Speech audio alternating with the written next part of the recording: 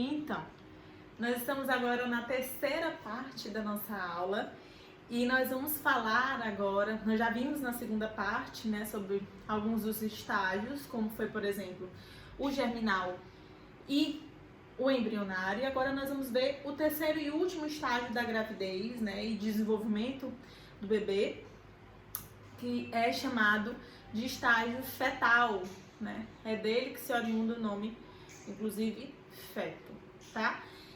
Só lembrando para vocês o seguinte, no estágio embrionário, que acontece da segunda à oitava semana, é o momento que a gente chama de embrião, certo?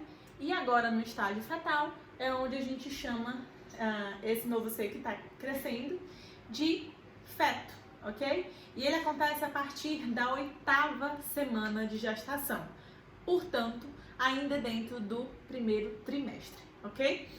E ele vai acontecer até o nascimento. Então ele começa a partir da oitava semana de gestação e ele vai se prolongar até o nascimento desse bebê, ok? Bom, o que acontece nesse estágio? Na verdade, nesse estágio, os principais órgãos e sistemas do corpo já têm se desenvolvido, mas eles vão aqui se tornar mais complexos. É nesse momento que as células vão se diferenciar mais para assumir suas funções, certo? Então, os órgãos e os sistemas já se desenvolveram lá no estágio embrionário, os principais órgãos e sistemas, mas aqui eles vão se tornando cada vez mais complexos, certo? Nesse estágio também, a gente tem o aparecimento das primeiras células ósseas, e é nele que, proporcionalmente falando, com relação ao crescimento desse novo ser, o feto vai crescer até cerca de 20 vezes seu comprimento de antes dos outros estágios, certo? Então aqui ele cresce cerca de 20 vezes. Então é esse momento aqui em que a gente tem que esse feto vai crescer cada vez mais, que esses sistemas e esses órgãos vão se tornar mais complexos, com suas células se diferenciando e assumindo suas respectivas funções, certo? E nesse estágio aqui a gente tem que vai até o nascimento, né, desse bebê, certo? Então o estágio fetal, ele vai a partir da oitava semana até o final da gestação, ok? O momento de crescimento do bebê, o momento de aparecimento das primeiras células ósseas e é o momento em que os órgãos e os sistemas vão se tornando mais complexos, certo? Bom, terminado esse estágio fetal, a gente vai falar sobre quais são as influências ambientais. A gente já falou na aula passada sobre algumas influências, principalmente dentro do estágio embrionário, que podem fazer com que, inclusive, a mulher tenha aborto espontâneo, certo? E a gente vai falar agora das influências de uma maneira mais geral. Por exemplo, os fatores maternos que podem afetar na gestação. Então, logicamente, tudo que influencia no bem-estar do corpo da mãe também vai influenciar no bem-estar desse novo ser, desse bebê. Bom, antigamente a gente só falava geralmente de medicações, de, por exemplo, quedas, né, de acidentes que poderiam aí fazer com que essa gravidez fosse interrompida. No entanto, a psicologia tem grande influência sobre isso no estudo desse desenvolvimento, porque nós temos estudos falando sim que os fatores psicológicos dessa mãe afetam no desenvolvimento desse bebê, e não apenas dentro da barriga, mas também fora. Então, fatores maternos como, por exemplo, fatores psicológicos, emocionais, eles vão afetar não só na gravidez em si, mas vão afetar o desenvolvimento dessa criança. Então, eles podem ter influência a curto, médio e longo prazo. E aí vocês têm acesso a um artigo, né, que eu coloquei na plataforma, que está falando justamente sobre isso, sobre a ansiedade e fatores emocionais que estão afetando na gravidez ou no desenvolvimento desse bebê após o nascimento, certo? Bom, e dentro desses fatores que influenciam, a gente tem um termo que é muito conhecido, que é chamado de teratógeno ou teratogênicos, né? E o que é o teratógeno? O teratógeno é todo agente ambiental, que pode ser um medicamento ou uma doença na mãe, que é capaz de produzir dano a esse embrião ou a esse feto, que é capaz de produzir dano a esse novo ser, a essa criança que está crescendo dentro da barriga de sua mãe. E aí, os estudos falam, que é algo muito interessante, é que nem todos os riscos ambientais são nocivos da mesma maneira para todos os fetos. Ou seja, nós sabemos que existem teratógenos, nós sabemos que algumas medicações, algumas doenças são teratógenas, mas como, né, como isso vai agir no corpo ao desenvolvimento desse embrião ou desse feto, as pesquisas falam que não é igual, né? Que nem todos os embriões ou fetos, eles lidam de maneira igual com aquele teratógeno. E isso é super interessante. E aí existe algumas variáveis que vão afetar nessa maneira de lidar ou nessas diferentes formas que o desenvolvimento desse embrião ou desse feto vai lidar com aquele respectivo teratógeno. E a gente tem como uma influência o gene, a genética influenciando aí a respeito de como esse novo ser vai reagir a um determinado teratógeno. O tempo de exposição, obviamente, quanto mais tempo eu tenho sido exposto, por exemplo, ao uso do cigarro, né?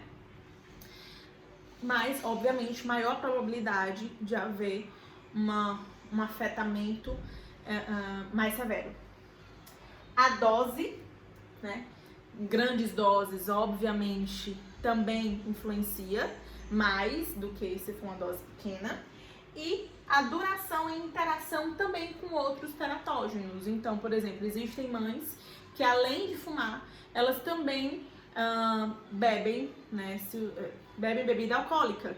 Então, lógico, se eu tenho um teratógeno que está agindo com outros teratógenos, né, essa duração, né, essa interação pode fazer com que haja, sim, um afetamento ou haja um desenvolvimento mais afetado por esse teratógeno. O desenvolvimento do embrião, do feto, do bebê vai estar mais afetado do que, por exemplo, um bebê que a mãe usou só um tipo de teratógeno, certo?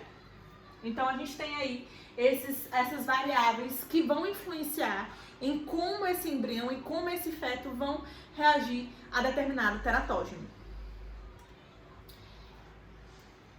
Bom, um outro fator que afeta também no desenvolvimento pré-natal, no desenvolvimento desse novo ser, é a nutrição e o peso. Então, tanto o ganho excessivo de peso quanto o ganho insuficiente pode ser perigoso, certo? E aí, esse cálculo é feito pelo médico, né, do IMC,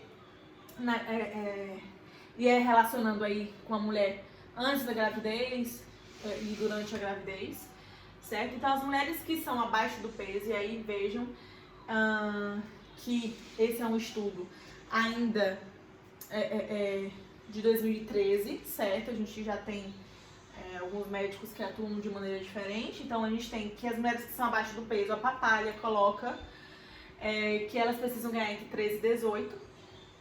Quando as mulheres estão de peso normal, nesse estudo de 2003 ainda, na época que a Papalha lançou o livro, de 11 a 16 quilos, vejam, atualmente, geralmente que se coloca que o peso ideal que a mulher possa ganhar é até por volta de 8 quilos, né?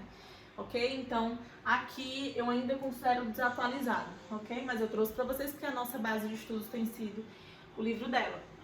E as obesas, ela fala que devem ganhar no máximo até 9 quilos, de 5 a 9 quilos, ok?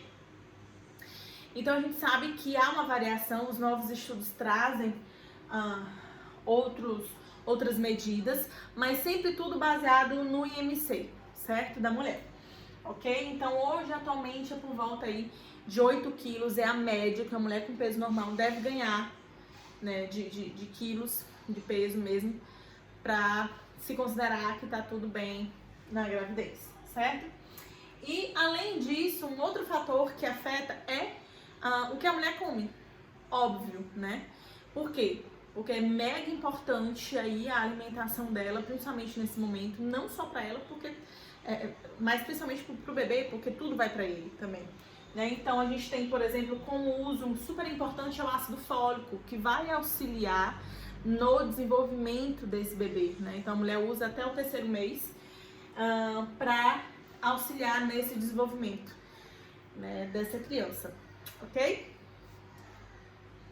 Bom, e aí a gente fala sobre outros fatores, como por exemplo a atividade física, que vai auxiliar bastante na gravidez e na gestação. Antigamente se acreditava que a mulher não poderia fazer nenhum tipo de atividade pela preocupação aí disso afetar o desenvolvimento do bebê. Hoje em dia, aquelas mulheres, e aí percebam, aquelas mulheres que estão com suas gravidez na sua gestação normal, considerada dentro do padrão esperado, que não estão tendo nada de risco, nenhuma vulnerabilidade, que coloque a gravidez de risco, elas devem sim ter uma atividade física, óbvio, moderada, né? Nada muito intenso, né? E também importante o acompanhamento do profissional educador físico para que passe todas as atividades que são referentes aí a esse período especial que essa mulher está passando. Então a atividade física ela vai ajudar, por exemplo, naquele processo que a gente falou na primeira aula, da lentificação com relação ao sistema gastrointestinal.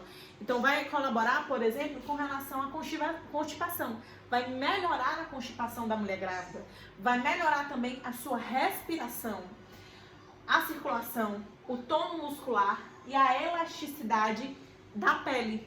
E inclusive, né, a depender da atividade física, a depender desses exercícios que a mulher faz, isso vai ser super importante, vai colaborar bastante, inclusive para o trabalho do parto, né? Para que ela consiga ter um trabalho de parto mais rápido e mais tranquilo, certo? Então aí entra o educador físico e a galera da fisioterapia, que são super importantes nesse processo, ok? E para finalizar aqui esse vídeo, a gente vai falar sobre a atividade laboral. A mulher pode sim trabalhar durante a gravidez, né? Obviamente também percebendo aí o tipo de trabalho que ela tem, também percebendo a questão de como está a saúde dela e do bebê durante essa gravidez, certo? Geralmente, então, a atividade laboral ela não gera riscos, mas, como eu acabei de falar, ela depende das condições. Deve depender do trabalho, se é um trabalho pesado, que carrega muito peso, enfim. Aí isso tem que ser avaliado com o médico, né, se deve continuar. E, obviamente, longas horas de trabalho, fadiga e estresse podem se aumentar o risco de um parto prematuro. Então, se é um trabalho extremamente estressante, em que a mulher ela passa longas horas trabalhando, isso pode ser problemático e isso precisa ser muito bem avaliado por ela e pelos profissionais que estão acompanhando, né, para saber se isso pode gerar algum risco para a gravidez, ok? Então, essa foi mais uma aula que a gente está falando sobre desenvolvimento pré-natal. E na próxima aula a gente vai continuar falando sobre os fatores ambientais, né? E aí a gente vai descrever especificamente alguns que vão afetar o desenvolvimento desse bebê, ok? Eu te encontro lá.